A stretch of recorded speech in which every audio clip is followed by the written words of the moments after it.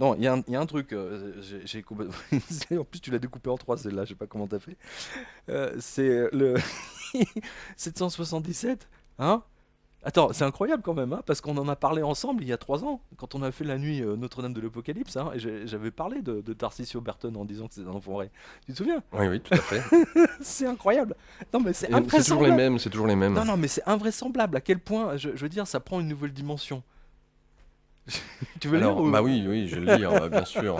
C'est génial. Alors, l'article s'intitule 777 affaires de poison et crépage de chignons au Vatican. Alors, vous savez qu'ici, on s'intéresse énormément, notamment à tout ce qui est symbolique. On parle souvent de la mythologie grecque, mais en même temps, à travers les dates auxquelles sont arrivés, ce dont on a fait mention durant la revue de presse économique, que cela soit le 28, 29 le septembre. 29 septembre, je te remercie, la fête des archanges, ou encore d'autres dates comme ça qui étaient bien spécifiques en rapport avec la Bah, la chute religion. de la Berstiens, hein, la fête de Saint-Gabriel, enfin avant que Vatican II la sabre, quoi.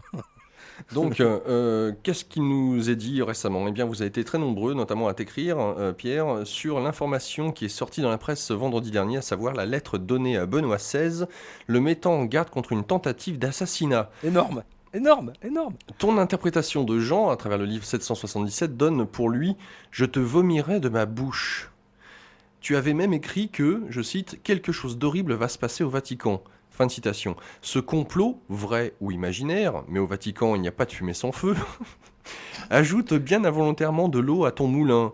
Alors on peut voir donc l'article Russian TV ou ici dans le Figaro, Hmm. considérant que la basilique Saint-Pierre est le corps symbolique du Christ, en forme d'ailleurs de, Oui, oui, général. hein, donc de l'Église, je te vomirai de ma bouche, signifie que Benoît XVI sera carrément éjecté par une action de l'intérieur du corps du Christ, donc de l'Église par extension, et très physiquement du Bah oui, Vatican. bah oui.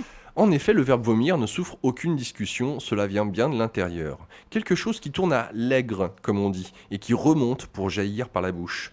Ce n'est pas une action venant de l'extérieur. Imaginez que même l'AFP a publié un grand papier repris par tous les médias européens. Je cite, Oui. document très confidentiel daté du 30 décembre 2011. Monseigneur Castrillon Hoyos aurait ensuite directement rencontré le pape mi-janvier pour évoquer avec lui l'affaire. Une déclaration alarmante qu'aurait faite l'archevêque de Palerme, Paolo Romeo, lors d'un déplacement en Chine. Monseigneur Roméo aurait dit à des interlocuteurs avoir eu vent d'un complot et que le pape devrait mourir dans les 12 mois à venir. Oh, c'est énorme. Non, mais attends. Quand j'ai lu ça, attends, tu sais, j'ai écarquillé les yeux là. C'est ping. Il y a de quoi. Tu m'étonnes. Le document ne précise pas les participants à un éventuel complot, ni l'endroit ou le moment où le pape pourrait être assassiné. Fin de citation. On dirait un roman d'Alexandre Dumas. Ah ouais, ouais. Notez que le Vatican a confirmé que ce rapport a bien été donné au pape, mais qu'il est fantaisiste. Ah, et c'est justement celui-là même que tu accuses, Pierre, dans ton livre Notre-Dame de l'Apocalypse. Et tu n'es pas le seul d'ailleurs, d'avoir maquillé le fameux secret de Fatima, à savoir le cardinal Tarsisio Bertone en personne qui plane au-dessus de l'affaire. Tu avais souvent dit à la radio que ce personnage très très inquiétant sera au cœur de la nouvelle papauté. En fait, il veut déjà la place de Benoît XVI, qui ne peut plus le supporter, et Benoît XVI veut s'en débarrasser. Big problème, Bertone a été nommé Camerlingue par Benoît XVI, avant que ses crocs ne raflent le marbre. Ce qui veut dire qu'à la mort de Benoît XVI, c'est Bertone qui dirigera le Vatican en attendant le nouveau pape. Et il est très bien placé pour être le nouveau. Il a des dossiers confidentiels sur tous les cardinaux qui vont voter. Des dossiers très confidentiels, remplis de petits gastronomes en culotte courte.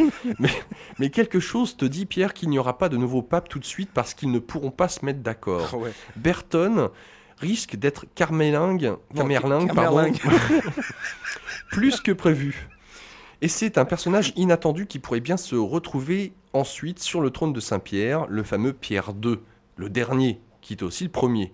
Décidément, ton 777 prend de plus en plus d'intérêt au fil du temps. Bah oui, parce que la raison pour laquelle tu te souviens, on en a parlé, je me suis penché sur Tarcisio Berton à l'époque, c'est pourquoi Monsieur Berton, enfin pardon, le cardinal, a-t-il jugé utile, hein, on en avait parlé à l'époque, en long, en large, en travers, c'est vraiment un truc fascinant. Quand sœur Lucie, hein, c'est la petite voyante là, hein, qui a eu le fameux message du texte de... Hein, eh bien, quand elle est morte, la- et quand l'information est arrivée au Vatican, la première chose que Berton a faite, c'est il s'est précipité il a posté un mec devant, il s'est précipité, il a fait plomber la porte. Hein, il a mis des scellés dessus. Hein, pour pas que, si jamais elle avait laissé quelque chose, un papier, tu vois, en ayant écrit le vrai secret, tu vois ce que je veux dire. Parce que lui, il l'avait révélé avant, tu vois, un autre texte en plus, hein, un texte faux. Ils ont attendu 70 ans pour balancer un secret. Bon, passons. Enfin, ceux que ça intéresse, Notre-Dame de l'Apocalypse. Notre-Dame de l'Apocalypse. Mais en tout cas, j'ai pris ce personnage, mais vraiment en grippe, parce que c'était de la manipulation de l'information. Ça peut, et puis je suis pas le seul. Il y a des journalistes italiens qui, dès qu'ils ont voulu l'interviewer sur cette affaire, Burton, du jour au lendemain, donc il les a fait attendre. Pendant des heures et des heures devant son bureau sans même le recevoir. Donc c'est une manière très, très étrange, hein, de traiter un dossier qui est quand même techniquement qui n'a aucun intérêt sur le Vatican plus. Hein. C'est ça qui est amusant. Et donc Burton fait partie de toute cette génération du Vatican qui déteste le surnaturel, pour lesquels la Vierge, les anges, tout ça, ça n'existe pas, pour lesquels les miracles du Christ, bon C'est pour ça qu'il y a Monseigneur.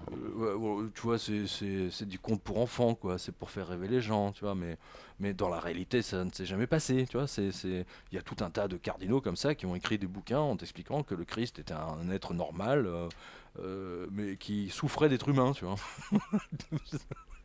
Hein, et que tous ceux qui ont écrit sur le Christ, enfin les apôtres, donc ils ont embelli, hein, c'est miracle. Enfin, bon, voilà. Donc c'est une négation totale du surnaturel. Donc c'est à l'image même du Vatican d'aujourd'hui que je méprise totalement. Non mais vraiment, moi je méprise les gens qui sont à l'intérieur du Vatican, hein, pas le christianisme évidemment, ou les catholiques. Mais c'est absolument fascinant de voir que ce type, je veux dire, son nom revient comme ça dans dans cette dépêche là, de complot contre le pape, tu sais. Et puis comme par hasard, tu sais, t'as le nom de Burton qui sort, tu sais, mais ça n'a rien à voir. Mais en plus, c'est pas par hasard que son nom sort dans la dépêche AFP. Enfin, tu vois, ça sent mauvais, ça sent très très mauvais. Il y aura des règlements de compte, mais il y aura des morts. Hein. Là, on sent que ça sent. C'est mal barré, quoi. C'est vraiment très très mal barré. Ouais, 2012 va être une grande année. Mais non, mais en plus, on a un pape, Benoît XVI, qui ne fait rien. Hein, techniquement, de temps en temps, il fait un voyage, mais enfin, bon, c'est un philosophe. Hein, lui, c'est un hegelien.